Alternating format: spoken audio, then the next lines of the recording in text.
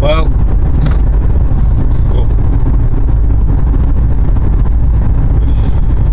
I'm a little bit in shock. I had plans about what I wanted to talk about this morning, and then, something can happen that could just blow everything out of proportion, blow everything out of the water, just change, be a game changer. I don't even know, what's what, but like, this what happened in Virginia this morning near Washington, D.C. Just, I don't know too many of the details,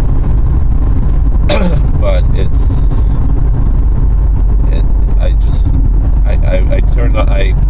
this morning I had other things to do than my normal schedule, so my schedule wound up later, and I wound up being able to listen to a little bit of the Glenn Beck show, and then hear this, what just happened, and looking up on Fosisnias, and like, I can't, I was stopped at a red light, but like, I couldn't, I don't find out too much, but I don't know how much there is to know, except, what I heard on the radio, but just when I realized that, because like when I turned on the radio, I was like, what are they talking about? Are they talking about some historical event I never heard of? Or is this, like, what's going on here? Like, what? Like, no, this must have happened just now. This must have happened today. And then I saw it, and I just started crying. Like, tears just came down my face. Like,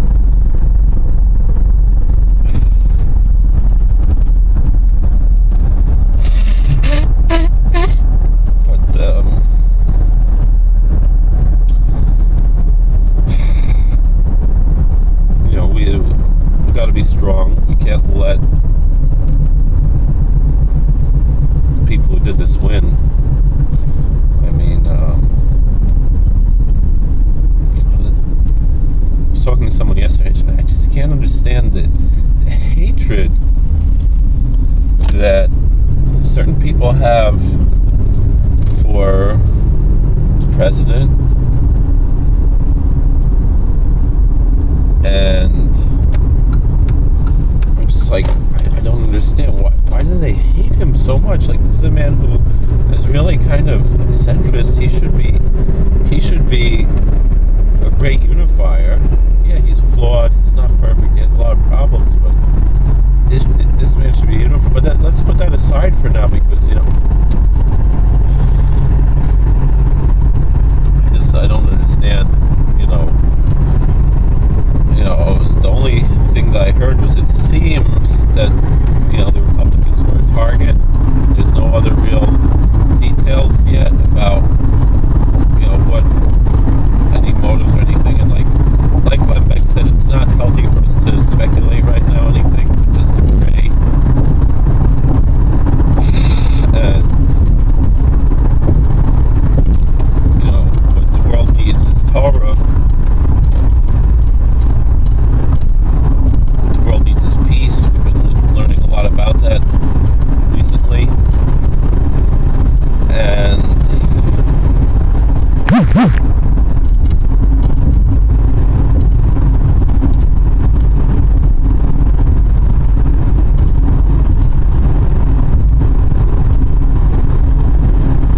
in light of that, I feel like it's still worthwhile for me to learn with you all together, what I was planning on before I heard about this.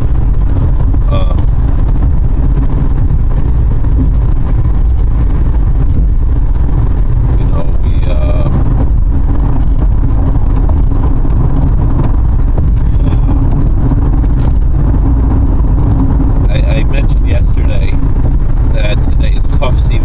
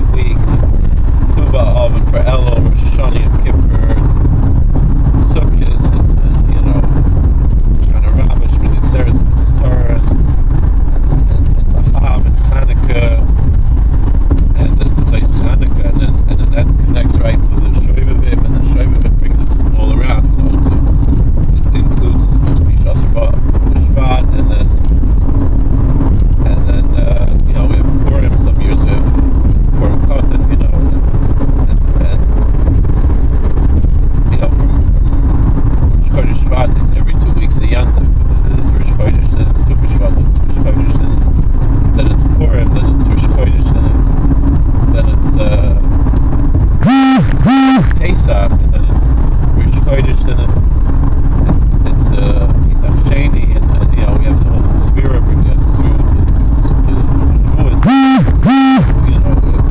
Pesach Sheni, we have Lag Baimer, and again we have Rosh Chodesh, and then we'll have again.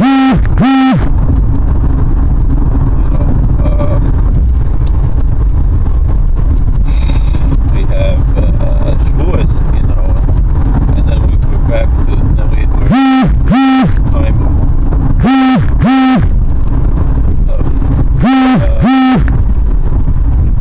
of Sivan, which is a little bit of darker time, a little bit of a time that's not, our joy is on a different note, playing in a lower octave maybe, and but we're still recognizing the oneness and the infinity that's associated with this. So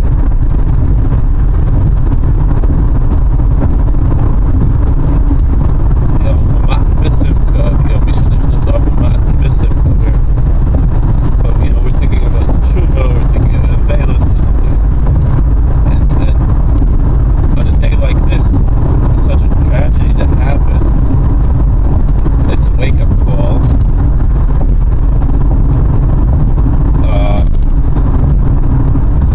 That's for sure.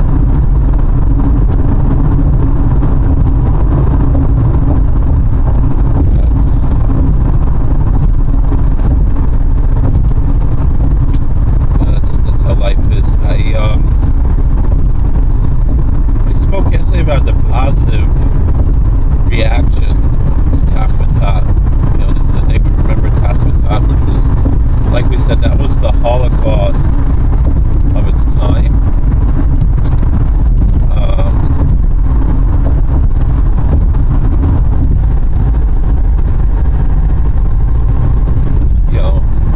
Like we said yesterday, from the destruction of the Beis HaMikdash until the Holocaust, there was nothing like it. The worst was Taf V'Tat, was Kalniki, Yimach Shemoy.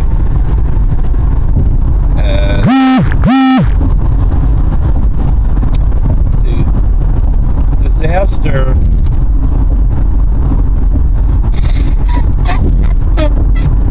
we spoke about a positive reinforcement, a positive reaction, like the Tosfos Yontif wrote a bracha, wrote a mishaberach, wrote a blessing, a prayer that blesses people, and that was his reaction,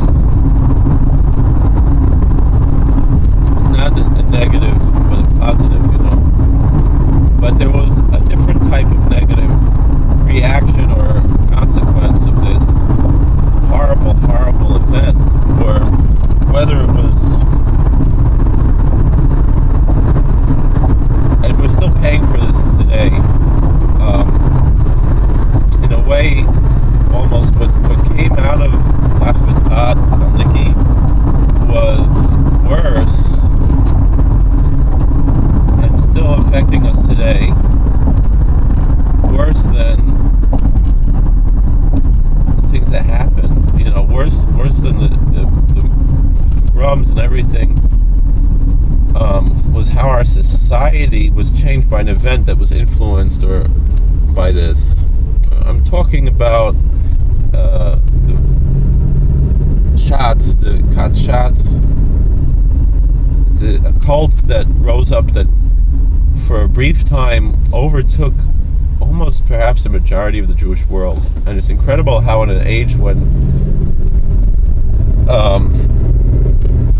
methods of communication were so muted and so difficult, we talk about how Morse invented the telegraph because he didn't know his own wife had passed away. It took him, I think, 6 weeks to find out about that, because there was no way to have instant communication, and he really revolutionized the world when he when he invented the telegraph.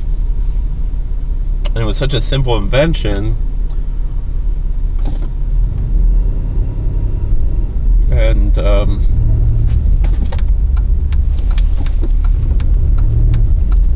guess that's not helping anything. And we're talking about 150 years earlier. So we're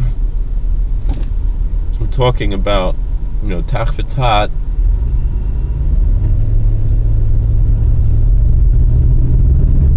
That in the aftermath of Tach V'Tat, some 60, 70 years later, after Tach V'Tat,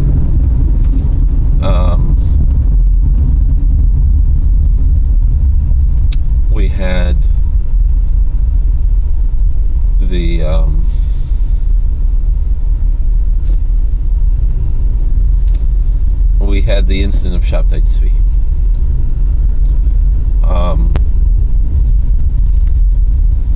Almost similarly to how much closer, in the aftermath of the horrors of the Holocaust, there came again this Shabtai Tzvi. In a sense, the 17 movement really rose again and are still being successful with the foundation of the State of Israel. It's the same problem, taken in a much more insidious way, and it was really the same people if you really study history. I'm gonna have to call my supervisor, let her know I'm running late.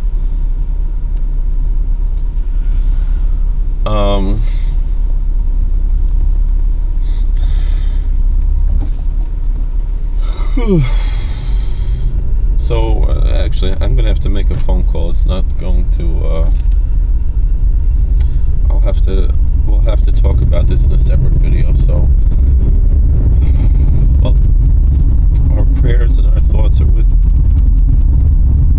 the congressman and with Steve Scalise and with his family, and I don't know exactly how many people were shot today. I don't know any of the details. I just heard, what was going on, and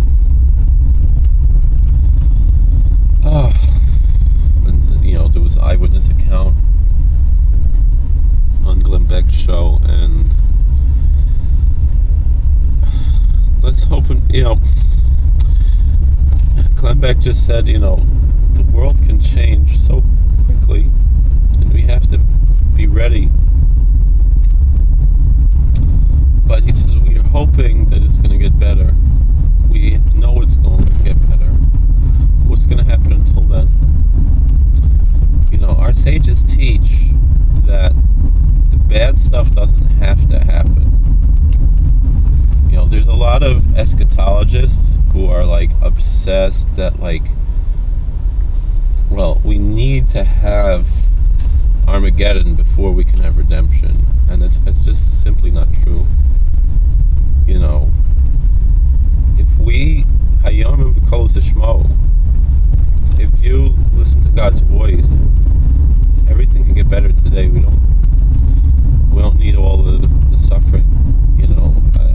We see this in the Bible. Jonah came, he had a prophecy for Nineveh. He told them this was going to happen in 30 days, and they turned their lives around and it didn't happen. Now you could just say, well, what's this prophecy? Well, how do you know he's really a prophet then? That's not the point. That whole story with the ship and the fish, that wasn't going to happen if it wasn't, if he wasn't a prophet, if God didn't really send him. But he sent him. Part of the many lessons of Jonah is that Armageddon does not have to happen before redemption, and there are many, many people who are So they study eschatology and they think that means this is what has to happen. It's not what has to happen. Glenn Beck says it's going to get worse before it gets better. I agree it could get worse before it gets better, but does not have to get worse before it gets better. It does not have to get worse before it gets better. Hayom and Bekolos Tishma'u. If you listen to God's voice today, it's Chaf Sivan, it's Lashtikli Yom Kippur. It can all get better today, but the problem is there's certain people, they won't let a good disaster go. They see it as opportunity, and that's what happened Shabtai Tzvi. That's what happened at Zionim. That's what's going to happen when Mashiach comes is going to be a totally different level. Like Rabbi Bart Tzadok said, it's going to be the next level in our evolution. Meaning, and I was talking to someone about this yesterday, and they said it's not that we're going to get longer thumbs so we can text. That's not going to be the next level of our evolution. It's not the Darwinian type of evolution. That's what we're talking about. But in a sense, it's still a survival of the fittest thing, but it's also going to be an issue of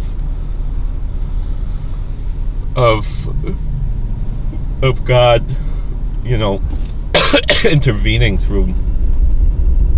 It's not going to just happen, but we won't survive unless we evolve. But we don't need to lose anybody.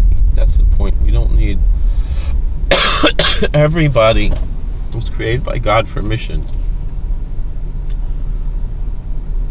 Everybody can be saved. Everybody can move on to the next level. We just need to open our eyes. Open our eyes, see wonders from your Torah, King David said in Psalm 119. Alright, it's not. I really got to make a phone call.